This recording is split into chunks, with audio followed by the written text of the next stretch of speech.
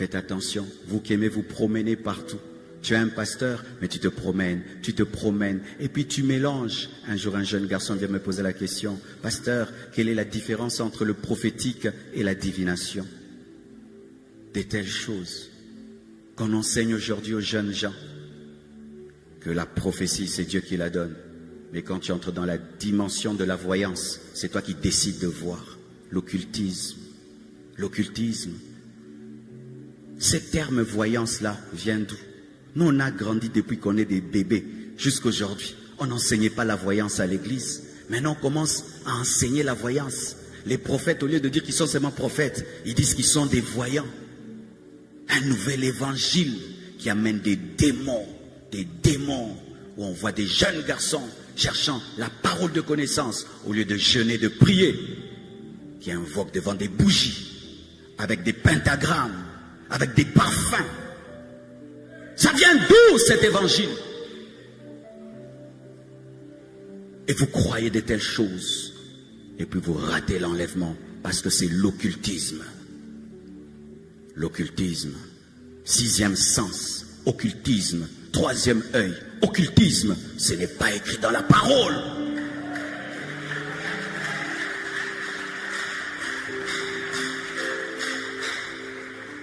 On n'enseigne pas aux chrétiens à se concentrer, mais à se consacrer.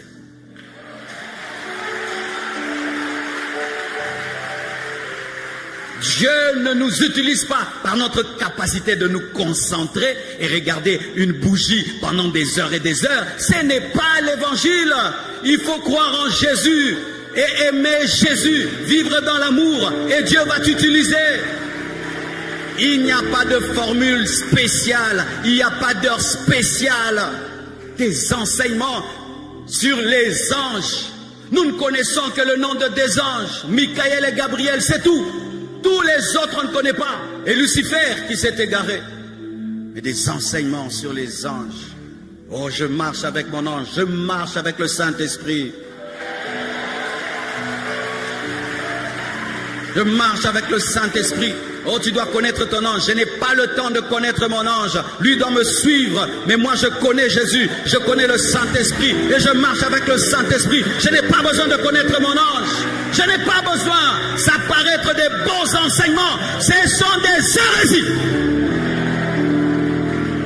Des hérésies. Paul n'a jamais prêché ça. Pierre n'a jamais prêché ça. Nos pères n'ont pas prêché ça. Et la jeunesse, vous aimez des enseignements occultes magiques.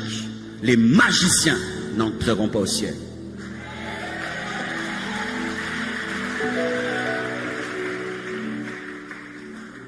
Vous aimez la magie. Des chrétiens qui aiment la magie. Vous aimez la magie.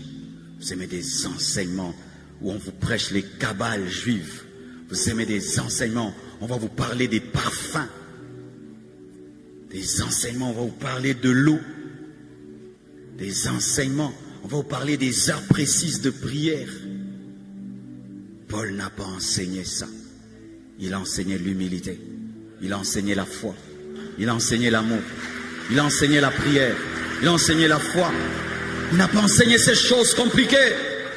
Lorsque tu vois un homme de Dieu commence à te compliquer la Bible, il ne vient pas de Dieu. L'onction doctorale facilite la Bible. Voici la différence quand tu écoutes un docteur. Les choses qui étaient difficiles deviennent faciles.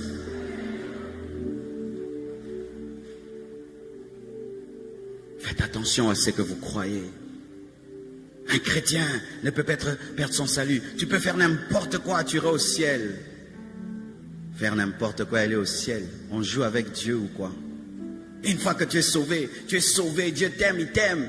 Même si je vis dans le péché, oui, Dieu t'aime, Dieu t'aime, Dieu t'aime. Vraiment. Dieu me pousse au péché. Dieu tolère mon péché. Il a changé ou quoi? Il a changé ou quoi? Quand quelqu'un te prêche la grâce, si tu sens que quelqu'un te prêche la grâce, il t'enlève la crainte de Dieu. Il n'a pas bien prêché. Quand on enseigne de la grâce, ça te pousse à la crainte de Dieu. La grâce enseigne à renoncer aux œuvres mortes. Parce que quand on me dit que quelqu'un est mort à ma place, je veux tellement l'aimer que je veux obéir à ce qu'il dit. Mais on ne peut pas me dire que quelqu'un est mort à ma place et puis je continue à faire les choses qui l'ont tué. Non, c'est une mauvaise manière d'enseigner la grâce. Et à cause de cela, il y a des gens qui vont rater l'enlèvement parce qu'ils se sont jetés dans la boue au nom de la grâce. Vous croyez quoi? Faites attention aux livres que vous lisez. Un livre peut t'égarer. J'ai lu un livre. Au début, c'était bien, mes frères. Milieu, c'était bien.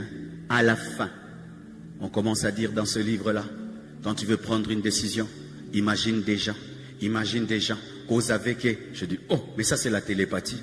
J'ai fermé le livre. Mais je vois les gens aiment parler de ce livre partout. Partout. Oui, je vais même citer le nom de ce livre-là. Réfléchissez et devenez riche. Ce livre-là au début, le livre de Napoléon Hill. Au début, il est bien. À la fin, le dernier chapitre, il est occulte. C'est la télépathie. Je ne recommande pas ce livre aux chrétiens. Je ne recommande pas ce livre aux chrétiens. Parce qu'il finit dans l'occulte.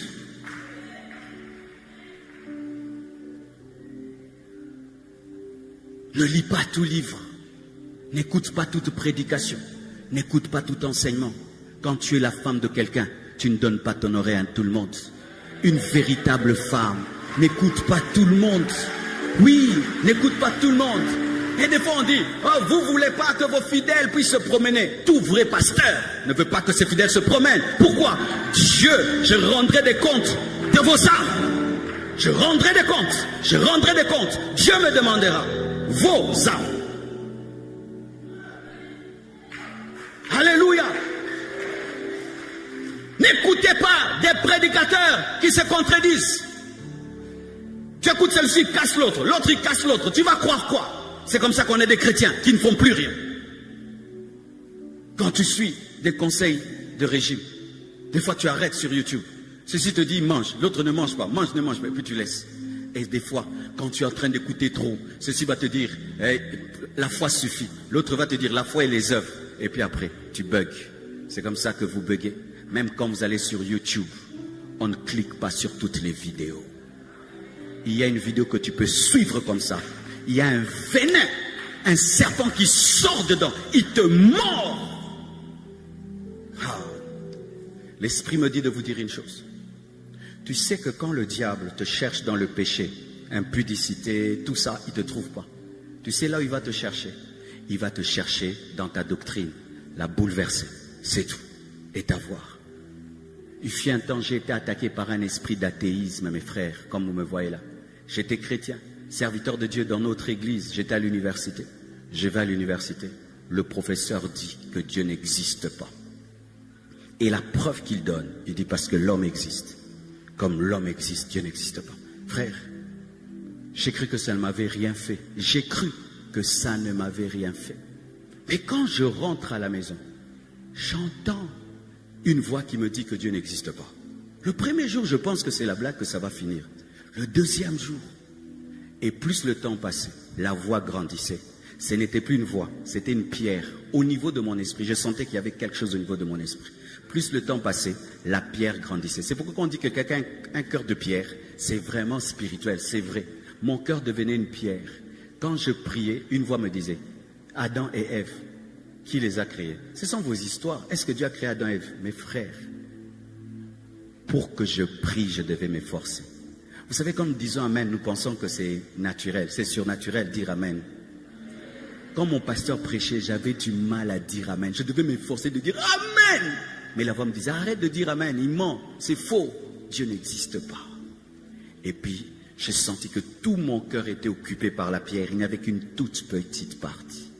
Ce n'était pas l'attaque de l'impudicité, ce n'était pas l'attaque de la sorcellerie. Quelqu'un a enseigné l'hérésie.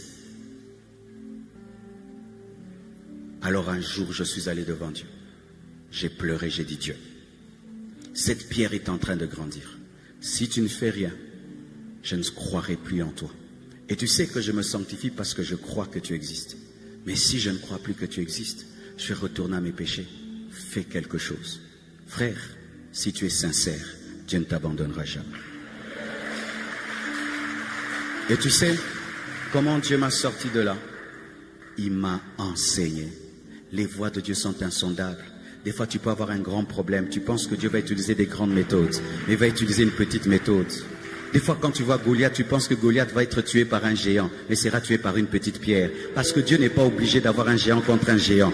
Il a besoin de te vendre une pierre par rapport à un géant. Alléluia.